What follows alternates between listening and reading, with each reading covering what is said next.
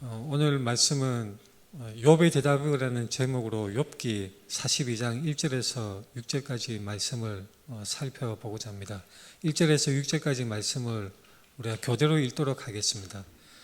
욥이 여호와께 대답하여 이르되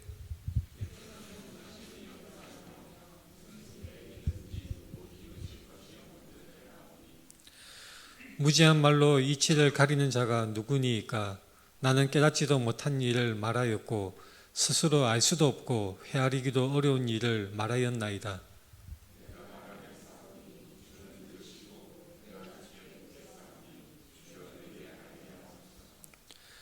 내가 주께 대하여 귀로 듣기만 하였사오나 이제는 눈으로 주를 배움나이다. 같이 읽겠습니다.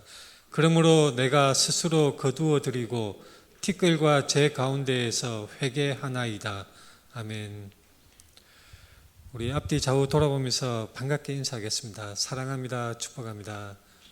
사랑합니다. 축복합니다. 우리가 지난주에 이어서 성경 읽기 표에 따라서 욥기를 읽고 있습니다. 그래서 주일 설교 본문으로 욥기를 지금 두 번째 살펴보는 날입니다. 우리가 욥기를 가만히 읽어보면 중요한 몇 가지 사실을 우리가 알 수가 있습니다. 욥기 내용 자체가 굉장히 이 주거니 받거니 그런 대화가 굉장히 철학적이고 심오한 그런 표현들로 이루어져 있는데 우리가 찬찬히 그 내용을 들여다본다면 몇 가지 사실을 우리가 알 수가 있습니다. 첫 번째로 욥의 세 친구들의 주장과 욥의 대답 중에 그리고 하나님이 응답하시는 그 말씀 중에 마귀 사탄이 전혀 언급되지 않습니다. 욥기에서 마귀 사탄이 나오는 것은 앞부분 1장과 2장에서만 등장을 합니다. 그런데 특이하게도 이 욥의 세 친구들이 욥이 네가 잘못했어. 네가 당하는 고난은 너의 잘못 때문이야. 네가 죄를 지었기 때문에 하나님께 고난을 당하는 것이야. 그렇게 매몰차게 욥을 비난하는 욥의 세 친구들의 발언 속에 마귀 사탄이 전혀 언급조차 되고 있지 않는 것입니다. 그리고 욥의 대답 속에도 사탄이 전혀 등장하지 않습니다. 그리고 마지막 부분 결론 부분에 하나님께서 직접 나타나셔서 욥에게 말씀하실 때에도 사탄은 전혀 언급되지 않는 것입니다. 이것이 무엇을 의미합니까? 하나님의 계획 중에 하나님의 그 섭리 속에 마귀 사탄이 전혀 중요시하지 않는다는 것입니다.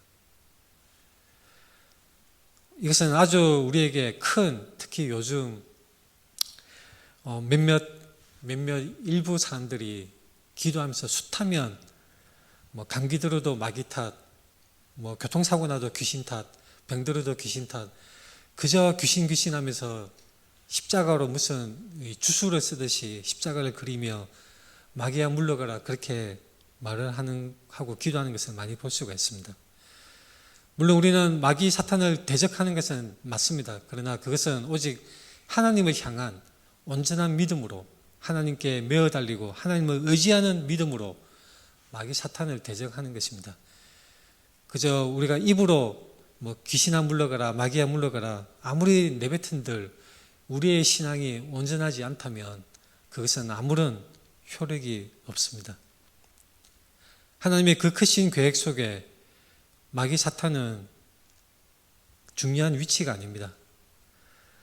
마귀 사탄이 악한 일을 꾀하고 그것을 도모한다 할지라도 그것은 큰 하나님의 계획 안에서 하나님이 악을 일시적으로 허용하심으로 크신 하나님의 계획을 이루어 가시고 하나님의 영광을 드러내시는 수단으로 사용될 뿐인 것입니다. 제가 어릴 때 다니던 교회에서 잘못 들었던 설교 중에 그런 게 있었습니다. 하나님과 마귀가 막상막하로 아슬아슬하게 싸우다가 어떤 때는 마귀가 이기고 어떤 때는 하나님이 이긴다. 그렇게 얘기를 들은 적이 있었는데 명백하게 비성경적이고 잘못된 주장인 것이죠. 하나님은 창조주이십니다. 그 외의 것들은 모든 것들은 다 피조물에 불과할 뿐인 것입니다. 피조물이 아무리 기를 쓰고 자신의 지혜를 다하고 용을 쓴다 할지라도 하나님의 창조주로서의 그 하나님의 판단에 조금도 범접치 못하는 너무나 큰 차이가, 비교할 수 없는 큰 차이가 있습니다. 엘리바스, 빌닷, 소발, 이 욥의 세 친구들은 정통적인 인과응보에 따른 그런 논리로 욥을 판단합니다. 그런데 그 발언 중에도 사탄이 전혀 언급되지가 않죠. 욥기를 잘못 읽으면 마치 우리가 당하는 고난이, 우리가 당하는 고통들이 마귀가 장난쳐서 그런 것처럼 잘못 읽기가 쉽습니다. 왜냐하면 욥기 첫 부분에 천상에서 하나님과 사탄이 대화하는 부분이 나와 있기 때문입니다. 그러나 그것은 하나님이 계획하신 뜻 안에서 욥에게 고난을 허락하심으로 욥을 하나의 고난을 당하는 성도로서의 그 모델로 삼고자, 또한 우리에게 교훈을 주시고자 욥을 사용하시는 그 뜻 안에서 마귀 사탄의 도발을 하나님께서 허락하시는 것일 뿐입니다. 우리가 혼동하면 안 됩니다. 하나님이 마귀의 꼬임에 넘어갔다거나 마귀의 장난질에 선동되거나 아니면 마귀의 그 유혹에 하나님이 잘못 판단을 하셨거나 그렇게 생각을 한다면 욥기를 전혀 잘못 읽은 것입니다. 욥도 사탄을 전혀 언급하지 않습니다.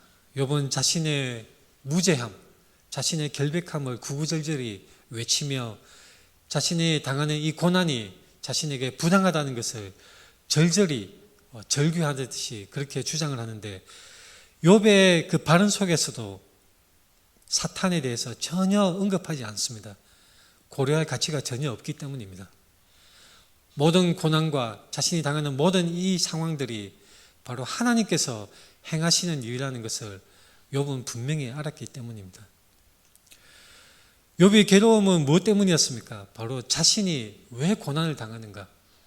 하나님을 향해서 제사를 드리고 자녀들의 범죄하였을까 수시로 계속해서 제사를 드리고 하나님 앞에 나아가는 그 신앙을 가졌던 욥이 그 자신이 왜 고난을 처참하게 당하고 있는가? 그 이유를 알고 싶었던 것입니다. 그것을 이해하지 못해서 괴로워했던 것입니다. 욥은 천상에서 벌어진 일, 사탄의 도전과 하나님이 사탄에게 허락하신 그 일들, 그것에 대해서는 전혀 알지 못하였습니다. 우리는 오직 하나님, 욥과 같이 오직 하나님을 바라보는 그런 신앙을 가져야 합니다. 요즘 많은 사람들이 사탄의 능력을 너무나 중요시하는 그런 세대, 그런 문화 속에 우리가 살아가고 있습니다. 영화 속에 보면 마치 사탄이 엄청난 능력을 가진 것처럼 그렇게 과대 포장해서 그리고 있는 것을 많이 볼 수가 있습니다. 영화뿐만 아니라 소설이나 대중문화 속에 사탄의 능력이 과대 포장되어서 엄청난 그런 능력을 가진 것처럼 묘사되고 있습니다. 하지만 성경을 가만히 보면 마귀가 할 수 있는 것은 오직 하나님이 허락하심 안에서, 그리고 마귀가 우리에게 할 수 있는 것은 그저 거짓말과 속이는 것뿐입니다.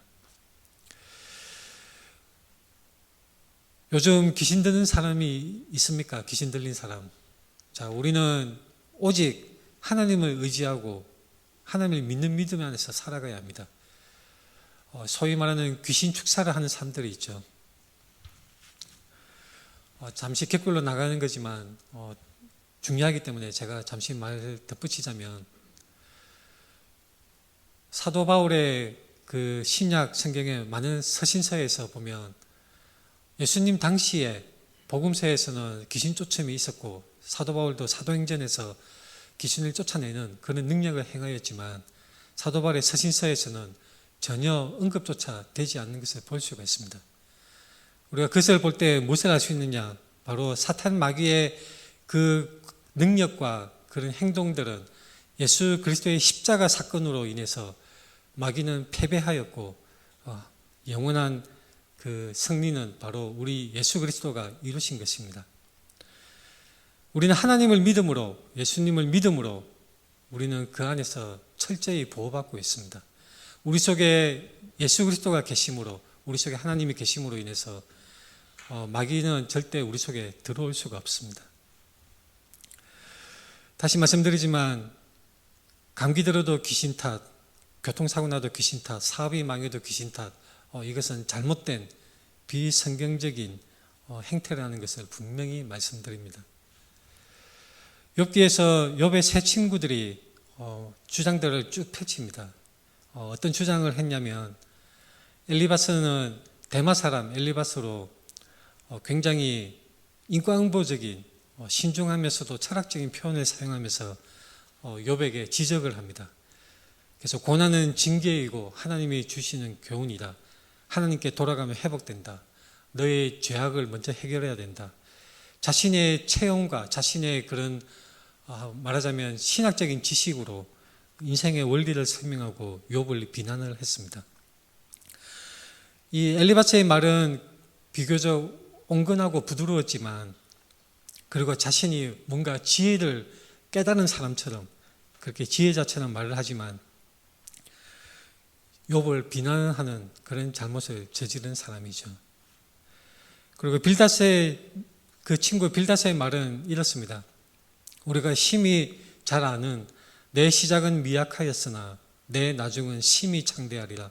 너무나 유명한 말이지만 전체 맥락을 보자면 이것은 인과응보적인 잘못된 말이라는 것을 알 수가 있습니다. 그리고 빌닷은 조상들이 터득한 일을 배울지어다. 조상들로부터 전해져 내려오는 전통을 중시하는 그런 주장을 펼친 것을 볼 수가 있습니다.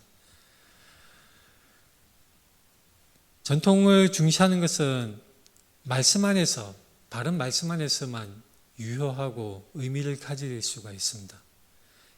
옛적으로부터 지켜왔던 전통들이, 조상들이 가르쳐준 그 지혜와 바른 교훈들이 하나님 말씀에 부합하느냐, 그것에 중요한 점이 있습니다. 만약 부합하지 않다면 그것을 받아들이면 안 되는 것이죠. 신앙에서도 마찬가지입니다. 교회가 전통을 중시하여서 그 전통을 하나님 말씀 위에 세우는 잘못된 신앙 관습이 있습니다. 그건 잘못된 것이죠.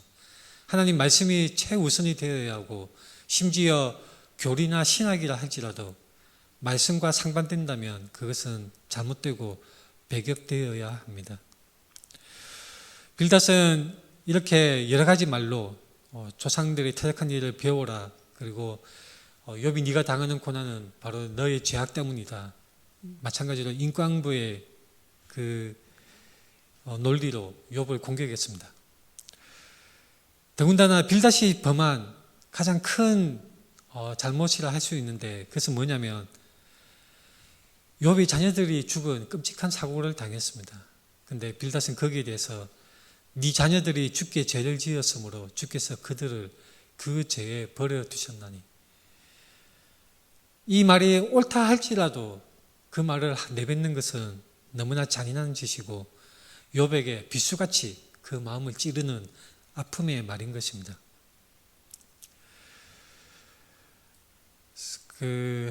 제가 이 발언을 할까 말까 망설였는데 세월호 사건이 일어났을 때도 하나님이 심판하셨다는 둥, 하나님이 데려갔었다는 둥, 그런 말을 하는 사람들이 있었던 것이죠. 너무나 잔인한 말들이었습니다. 빌닷과 똑같은 짓을 행했던 것입니다. 내 자녀들이 주께 죄를 지었으므로 주께서 그들을 그 죄에 버려두셨나니. 우리 주변에 고난을 당하고 사랑하는 사람을 잃은 사람에 대해서 하나님의 심판 운운하는 사람은 정말 짐승보다 못한 사람입니다. 공감하는 능력이 제로인 것이고 사랑하는 마음이 전혀 없는 사람들입니다. 인도네시아나 저기 동남아시아에 이 지진으로 인해서 재앙이 벌어지고 수많은 사람이 죽은 적이 있습니다. 쓰나미가 닥쳐서 수천 명의 사람들이 숨을 대고 죽는 사건이 있었습니다. 그때도 몇몇 목사들이 하나님의 심판 그렇게 얘기를 하는 걸 보고 정말 그 입 다물라 그렇게 외치고 싶었습니다. 우리가 어떤 사람이 아무리 악한 사람일지라도 고난을 당하는 것을 볼 때에 그것을 함부로 하나님의 심판 운운하며 비난하는 것은 결코 해서는 안 되는 매몰찬 행위인 것입니다. 욥의 세 친구 중에 소발은 어떻습니까? 소발은 아주 직설적으로 욥의 말에 대해서 직설적으로 표현하고 욥을 비난하는 그런 주장을 펼쳤습니다. 엘리바스, 빌닷, 소발 이 세 친구들은 하나같이 다 하나님은 어려우시고 그리고 사람이 고난을 당하는 것은 바로 당사자의 죄 때문이다. 그런 식으로 얘기를 하고 그대로 욥에게 비난하는 말로 찔렀습니다. 욥의 그 이해할 수 없는 고난, 욥이 당하고 있는 고난을 보면서 욥, 네가 죄를 지었기 때문이야. 하나님이 죄가 없는데 벌을 주실 리는 없잖아. 네가 죄를 지었기 때문이야. 그 전제를 놓고 욥에게 비난을 하는 것입니다. 그들에게는 나름대로의 신학, 나름대로의 교리가 있었던 것이죠. 하나님은 인과응보의 하나님으로 죄를 지은 자에게는 벌을 주고 그리고 선한 일을 한 자에게는 복을 주신다. 인과응보의 하나님에 대한 그런 교리, 그런 신학을 가졌던 사람들입니다. 근데 그 사람들은 하나님의 한계가 없다는 것을 알지 못했습니다.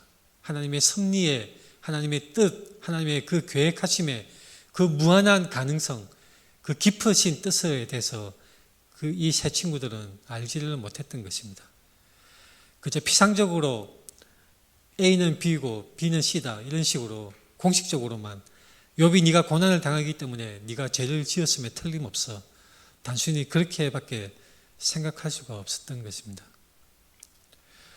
엘리바스, 빌닷, 소발 이들의 말들은 다 욥을 비난하고 억울한 욥에 대해서 그 마음을 더 아프게 하는 그런 잘못을 저질렀습니다. 그러면 이 세 친구 말고도 엘리후라는 친구가 있는데 이 친구는 어떨까요?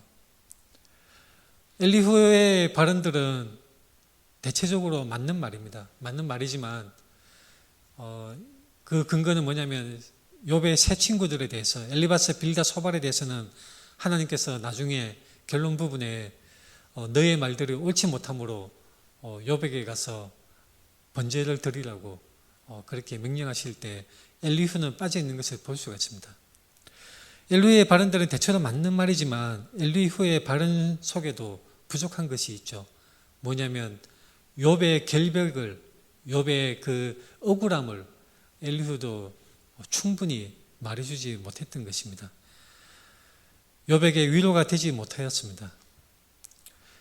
고난을 당하는 것은 하나님의 목적이 있고 하나님이 훈련시키시고 연단시키시는 그런 뜻이 있을 것이라고 말하는 그 엘리후의 주장은 맞는 말이지만 그것으로 욥에게는 위로가 되지는 않았던 것입니다. 욥은 이 세 친구들의 말들에 대해서 대답을 쭉 합니다. 나는 무죄하다. 나는 죄가 없다. 나는 결백하다. 나는 고의적으로 죄를 짓지 않았다. 나의 결백함을 제발 알아다오. 그렇게 반발을 하고 친구들의 말에 답변을 합니다. 욥은 자신의 양심에 따라왔고 하나님 앞에서도 무고하고 죄를 짓지 않았다고 그렇게 주장을 했습니다.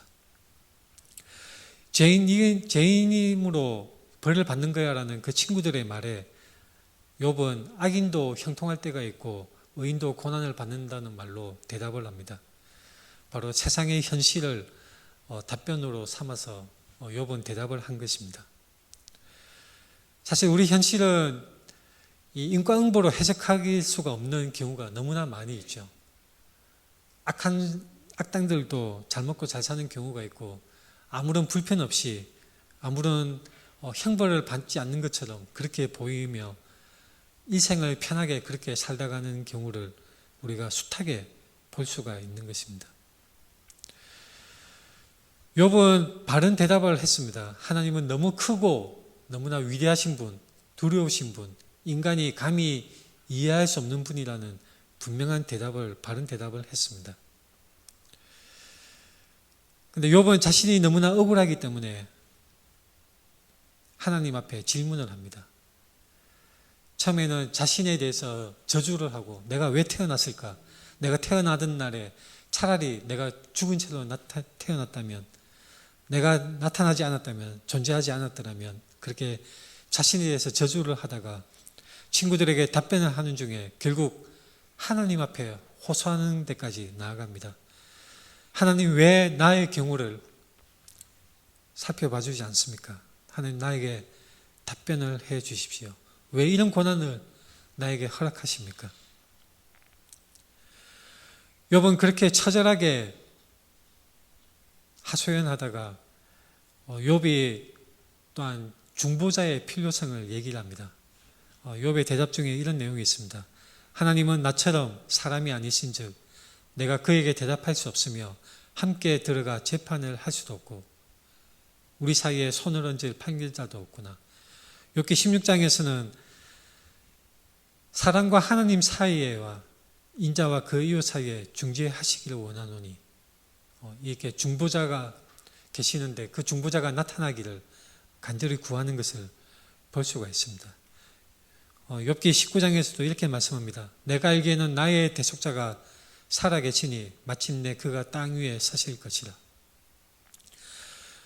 거룩하신 하나님, 창조주 하나님과 자신 사이에 중보자가 있기를 바라는 것입니다.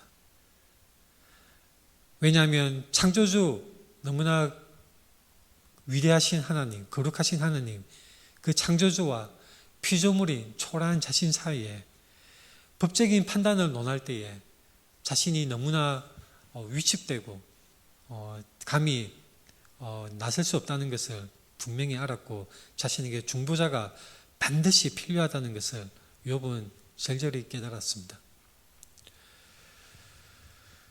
그런데 우리는 알고 있습니다. 중보자는 우리에게 계십니다. 하나님은 한 분이시요 또 하나님과 사람 사이에 중보자도 한 분이시니 곧 사람이신 그리스도 예수라. 예수 그리스도는 우리의 보혜사에 있습니다. 파라클레이토스, 우리 곁에 서서 우리를 변호해 주시는 분, 우리를 위해서 변호해 주시고 법정에서 변호사같이 우리를 위해서 가려주시고 위로해 주시고 변호해 주시는 분이십니다. 욥의 이 절규는 성도의 절규와 똑같습니다. 우리 모든 세상을 살아가는 모든 성도들이 인생에서 겪는 그 모든 아픔과 고난에 대해서 하나님 앞에 하소연할 때 그 절절히 외치는 그 외침이 바로 욥기의 내용인 것입니다. 욥기가 우리와 상관이 없는 것이 아니라 우리의 성도로서의 우리의 삶 속에 정말 욥기 구절 하나하나가 우리의 마음을 대변해 주고 있는 것입니다. 신문기사를 가끔씩 보면 감옥소에 있을 때에, 교도소에 갇혀 있을 때에 욥기를 100번씩 읽었다, 그런 사람들의 말이 종종 나타나는 것을 볼 수가 있습니다. 우리가 고난을 당할 때에 욥기를 읽을 때 많은 위로와 도움을 받을 수가 있습니다. 왜냐하면 그 욥의 심정이 우리가 평상시에 편안할 때는 읽을 때는 잘 공감이 되지 않지만 우리가 정말로 고난을 당하고 슬픔을 당할 때에 그 욥이 부르짖는 그 욥의 절규가 정말로 우리의 심정을 고스란히 표현하고 있기 때문입니다. 욥기의 내용은 이것입니다. 인간의 삶은 더럽고 허무하지만 하나님의 자비를 기대한다는 내용이 있습니다. 이 욥기의 내용은 단순히 어떤 문학적인 주거니 받거니 현학적으로 멋있는 말을 늘어놓는 것이 아니라 정말로 우리 인생에서 만나는 현실적인 문제, 이 고난과 그리고 전능하신 하나님이 왜 가만히 계시고 침묵하고 계시는가, 그것에 대한 신앙의 절규인 것입니다. 욥은 단순히 억울하다고만 외친 것이 아니라 고난 속에서도 하나님을 인정했고 하나님이 계심을 알았습니다. 그런데 하나님이 침묵하시고 하나님이 나타나지 않으신 데 대해서 너무나 괴로워하며 하나님 앞에 울부짖었습니다.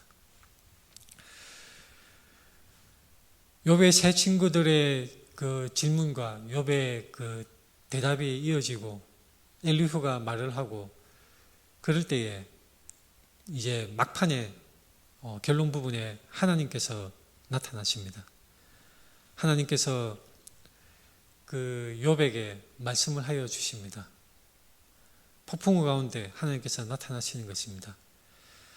근데 욥은 계속해서 부르짖었습니다. 왜 나에게 이 고난이 있습니까? 왜 하나님은 나에게 침묵하십니까? 하나님 왜 나에게 이런 고난이 일어나야 되는 것입니까? 왜 응답하시지 않습니까? 왜 계속 이유를 질문했는데 하나님께서 나타나셔서 욥에게 하시는 말씀은 왜냐하면 말이야 하고 이유를 설명하시는 것이 아니라 도리어 질문으로 대답을 하십니다. 하나님께서는 욥에게 도리어 질문을 하시는 것입니다. 직접적인 답변을 주지 않으시고 왜 그런지 이유를 밝혀주시는 것이 아니라 하나님의 그 뜻과 계획을 설명하시는 것이 아니라 반대로 욥에게 하나님은 질문으로 응답하시는 것입니다. 너는 내가 세상을 창조할 때 거기에 있었느냐? 대장부처럼 허리를 묶고 내가 내게 묻는 것을 대답하여 보아라. 땅에 기초를 놓을 때에 네가 어디 있었느냐? 그것의 도량법을 정하였는지 누가 그 줄을 그것의 위에 띄웠는지 네가 아느냐? 네가 바다의 샘에 들어갔었느냐? 깊은 물 밑으로 걸어다녀 보았느냐? 땅의 넓이를 내가 측량할 수 있느냐? 내가 그 모든 것들을 다 알거든 말할지니라. 질문으로 욥에게 계속해서 하나님은 질문을 던지십니다. 왜 그렇게 하셨을까요? 하나님이 왜 이유를 설명하시지 않고 욥의 질문에 직접적인 대답을 하시지 않고 하나님이 도리어 질문으로 욥에게 던지셨을까요? 하나님은 자연의 복잡함, 창조주로서 그 창조하시는 그 능력의 무한함과 지혜의 무한함을 나타내시는 것입니다. 반면에 욥에게 인간의 한계와 무지를 깨닫게 하시는 그런 질문이었습니다. 욥이 세상의 질서와 그 목적, 세상이 돌아가는 그 이치를 이해할 수 없고 알 수가 없는 존재라는 것을 하나님은 질문을 통해서 욥에게 깨닫게 하시는 것입니다. 하나님은 설명하지 않으셨습니다. 도리어 질문하신 것입니다. 그 질문의 의도는 이것입니다. 너는 나를 이해할 수 없어도 신뢰할 수 있느냐? 세상의 다른 신들은 다 이해할 수가 있죠. 내가 뭔가를 주면 상응해서 뭔가를 되돌려주는 give and take의 그런 신.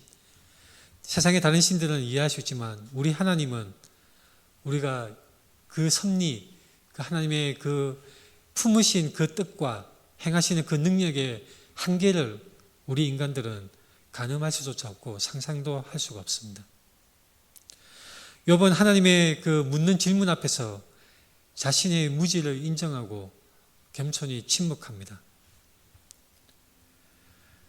40장 3절에 보면 욥이 하나님께 대답하여 이르되 보소서 나는 비천하오니 무엇이라 주께 대답하리이까 손으로 내 입을 가릴 뿐이로소이다. 하나님 앞에 자신이 너무나 비천하고 손으로 그저 입을 가릴 뿐이라고 대답을 했습니다. 하나님이 계속해서 질문을 하십니다. 욥기 40장에서 시작해서 쭉 질문이 이어집니다. 하나님이 자신의 정의와 주권에 대해서 욥에게 질문을 하십니다. 그리고 베헤못과 리오야단이라는 통제하지 못하는 그런 이해 불가능한 피조물을 예로 들어서 하나님이 다스릴 수 있는 그 권위와 능력을 드러내시는 것입니다. 인간은 그런 것들을 이해할 수 없고 통제할 수 없지만 하나님은 모든 창조물과 모든 피조물 세계와 모든 역사를 다 주권적으로 다스리는 분이라는 것을 하나님은 드러내시는 것입니다. 욥은 자신의 정의로움을 하나님 앞에 주장했습니다. 그러나 하나님의 정의는 인간이 감히 그 앞에 서지 못하고 나서지 못할 만큼 하나님의 정의는 인간이 판단할 수 없을 정도로 크고 깊다는 것을 욥은 하나님의 질문을 받고 깨달았습니다.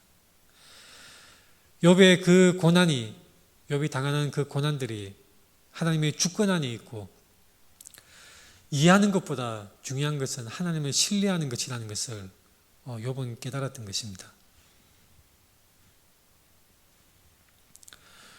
욥기 42장에 이렇게 욥이 다시 대답합니다. 욥이 여호와께 대답하여 이르되 주께서는 못하실 일이 없사오며 무슨 계획이든지 못 이루실 것이 없는 줄 아오니, 하나님께서는 못하실 일이 없다고, 하나님의 계획은 반드시 이루어질 것이라고 욥은 인정합니다. 하나님께서는 못하실 일이 없습니다. 인간의 얄팍한 인과응보의 논리로 하나님을 가둘 수가 없습니다. 인간의 그런 논리로 하나님을 이길 수가 없고, 하나님을 판단할 수 없고, 하나님을 가둘 수가 없는 것입니다. 무지한 말로 이치를 가린 자가 누구니까? 나는 깨닫지도 못한 일을 말하였고 스스로 알 수도 없고 헤아리기도 어려운 일을 말하였나이다. 욥이 자신의 그 바른대로 내뱉었던 말들이 자신이 미처 잘 알지 못하는 말을 했다고 그렇게 인정을 합니다. 내가 말하겠사오니 주는 들으시고 내가 주께 묻겠사오니 주여 내게 알게 하옵소서. 이 욥은 계속해서 하나님이 어디 계신가? 내가 왼쪽을 봐도 없고 오른쪽에도 없고 앞에도 없고 뒤에도 안 계시고 하나님은 계시지 않는구나 계속해서 절규하였던데, 이 마지막 결론 부분에 하나님이 폭풍우 가운데 욥을 만나 주셨던 것입니다. 그래서 욥이 하나님께 이렇게 말씀드립니다. 내가 주께 대하여 귀로 듣기만 하였사오나 이제는 눈으로 주를 배움나이다. 귀로 듣기만 했는데 이제는 눈으로 주를 뵙는다는 신앙 고백을 하고 있습니다. 그러므로 내가 스스로 거두어드리고 티끌과 제 가운데서 회개하나이다. 욥이 고난을 당할 때에 그 욥의 상태, 그리고 욥이 고난을 당하기 전과 욥이 고난을 완전히 통과하고 난 후에 욥이 하나님을 만났을 때 그 욥의 상태는 크게 달라진 것을 우리가 볼 수가 있습니다. 티끌과 제 가운데서 회개하나이다. 욥기 30장 19절에 티끌과 제 표현이 또 나옵니다. 여기 42장 6절에 회개하나이다 이 말이 약간 부족하게 표현되어 있는데, 이 원어에서 회개한다는 말이 그 단어가 있는데 그 단어에 R이라는 전치사가 붙어져 있습니다. 그러면 그 의미는 회개한다는 말로 해석을 할 수도 있지만 생각을 바꾼다는 그런 의미를 가지기도 합니다. 그래서 티끌과 재라고 했을 때 우리는 이것을 대조적으로 살펴볼 수가 있습니다. 욥기 30장 19절에 하나님이 나를 진흙 가운데 던지셨고 나를 티끌과 재 같게 하셨구나. 나를 티끌과 재 같게 하셨구나. 이 말은 무슨 뜻이냐면 하나님이 나를 티끌과 재 같게 낮추셨구나. 나는 억울합니다. 내가 이곳에 이 티끌과 재 가운데 있는 것은, 이 낮은 곳에 처한 것은 나에게 부당한 처사입니다 라고 욥이 부르짖는 것입니다. 그러나 이 티끌과 재 동일한 표현이 바로 오늘 본문 42장 6절에서 티끌과 재 가운데서 회개하나이다. 욥의 태도가 바뀌었습니다. 그런데 이 회개하나이다 이 부분이 생각이 바뀌었다는 의미를 가지고 있어서 나를 티끌과 재로 여깁니다. 이렇게 해석이 가능합니다. 사실 70인역 구약 히브리 성경을 이 헬라어로 번역한 70인 역본이 있습니다. 신약의 제자들이 주로 인용했던 성경이 70인 역본이죠. 70인 역본의 의미가 이렇습니다. 나를 티끌과 재로 여깁니다. 바로 생각을 바꾼다는 의미로 해석을 한 것입니다.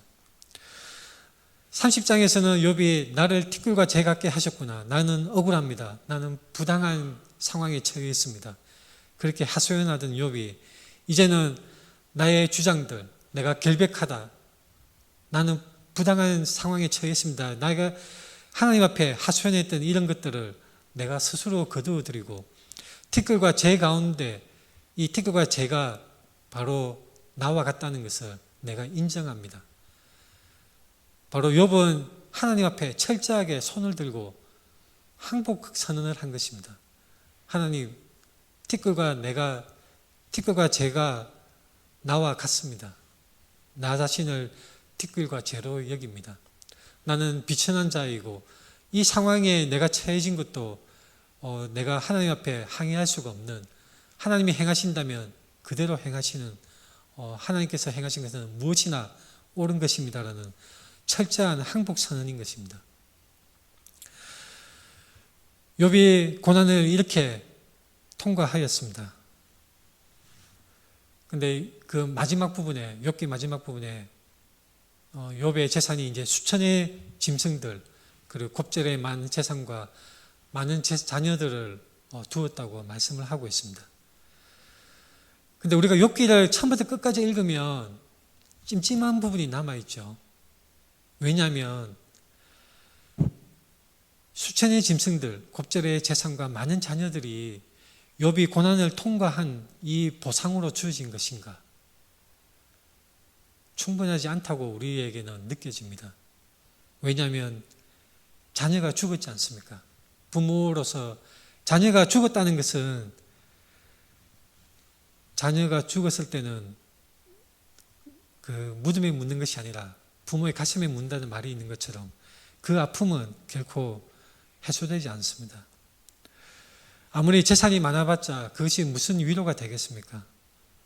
욥에게 그것이 보상이 될 수 있을까요? 저는 그렇지 않다고 봅니다. 욥의 고난을 견딘 보상은 두 배로 많아진 재물, 재산 다 소용없습니다. 자신이 처했던 고난과 자신이 잃어버린 재산, 그거는 그렇다 하더라도 자신의 자녀들이 하루아침에 죽은 것은 큰 아픔으로, 큰 상처로 욥에게 남아 있었을 것입니다.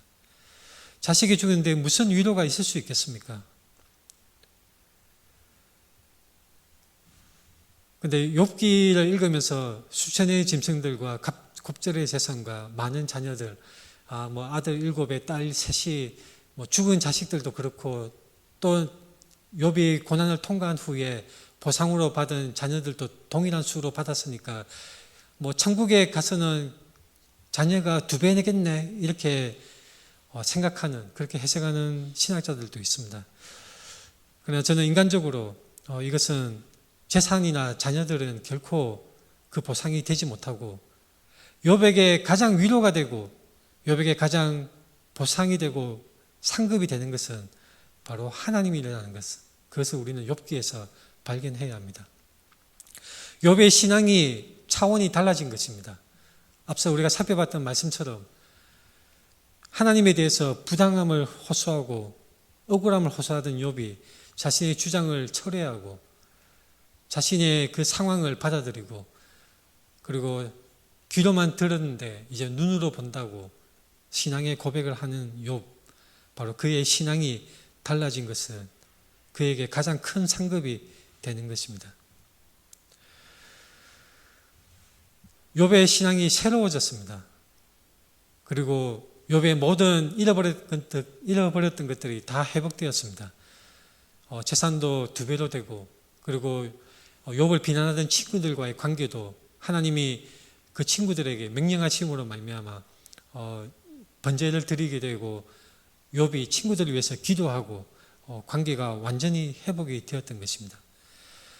그래서 이 마지막 부분에 짐승들을 나열하고 재산을 표시하고 자녀들 몇 명 낳았고 몇 살까지 살다가 죽었다, 이 말씀들은 욥에 대한 그런 상급이라기보다는 바로 욥이 회복을 얻었던 것에 대해서 밝혀주고 있는 말씀이라고 우리는 보아야 합니다. 하나님은 침묵하시기도 하는 하나님이십니다. 욥의 절규에도 응답하시지 않는 것은 욥이 버림을 받았기 때문이 아니라 하나님의 크신 뜻 안에서 행하시는 것입니다. 욥은 30장 20절에서 내가 주께 부르짖으나 주께서 대답하지 아니하시오며 내가 섰사오나 주께서 나를 돌아보지 아니하시나이다. 그렇게 부르짖었는데 마지막에 하나님이 나타나시고 하나님이 보여주셨습니다. 우리가 욥기 전체를 통해서 볼 수 있는 것은 무엇입니까? 하나님은 때로는 침묵하시기도 하시고 때로는 우리의 기도에 응답하시지 않는 것처럼 보일지라도 우리는 하나님을 향한 그 신뢰를 결코 버려서는 안 됩니다. 하나님의 섭리를, 하나님의 그 뜻을 우리는 이해할 수가 없습니다. 중요한 것은 세상의 모든 것이 다 하나님의 통제 안에 있고 하나님의 주권하에 있으며 하나님이 섭리하시고 하나님이 다스리신다는 그 분명한 사실을 말씀으로 우리에게 분명히 알려주시는 그 진리를 우리는 붙들고 살아가야 하는 것입니다. 로마서 5장 말씀이 이렇습니다. 그러므로 우리가 믿음으로 의롭다 하심을 받았으니 우리 주 예수 그리스도로 말미암아 하나님과 화평을 누리자. 또한 그로 말미암아 우리가 믿음으로 서 있는 이 은혜에 들어감을 얻었으며 하나님의 영광을 바라고 즐거워하느니라. 다만 이뿐 아니라 우리가 환난 중에도 즐거워하나니 이는 환난은 인내를, 인내는 연단을, 연단은 소망을 이루는 줄 알미로다. 바로 우리가 세상을 살아갈 때에, 인생을 살아갈 때에, 우리가 환난을 당할 때에 우리가 즐거워할 수 있는 이유는 바로 예수 그리스도입니다. 예수 그리스도 안에서 우리가 인내하고 연단하고 또한 그것으로 우리의 소망을 이루는 줄 우리가 말씀을 통해서 확신할 수가 있는 것입니다. 같이 기도하겠습니다.